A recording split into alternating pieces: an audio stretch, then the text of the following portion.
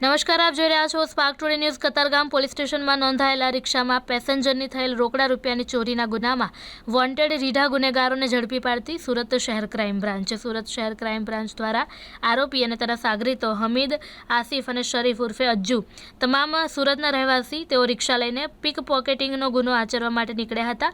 તે દિવસે સવારના 8 વાગે કતારગામ ગજેરા સર્કલ નજીકથી ફરિયાદી રણછોડભાઈ ગણેશભાઈ બડોલિયા નાઓએ કતારગામ આશ્રમ જવાનું હોવાનું ભાડું નક્કી કર્યું અને રિક્ષામાં બેઠા।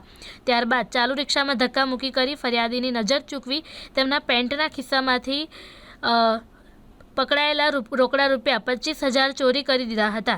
જે કામ થઈ ગયા બાદ એકબીજાને ઇશારો કરી ફરિયાદીશ્રીને અધવચ્ચે જ રોડ પર ઉતારી નાસી ગયા। જે બાદ ફરિયાદીને શંકા જતાં તેઓએ પોતાના ખિસ્સા ચેક કર્યા અને રોકડા રૂપિયાની ચોરી થઈ હોવાનું જાણવા મળ્યું। તેથી અજાણ્યા ઈસમો વિરુદ્ધ ફરિયાદ નોંધી હતી। આ સદર ગુનામાં 3 આરોપીઓ પકડાઈ ગયેલા હતા અને હાલનો આરોપી પોતાની ધરપકડ ટાળવા મહારાષ્ટ્ર નાસી ગયો હતો। જે બાદ આજરોજ સુરત શહેરમાં આવેલ હોવાની માહિતી મળતા જ તેને પકડી પાડવામાં આવ્યો હતો।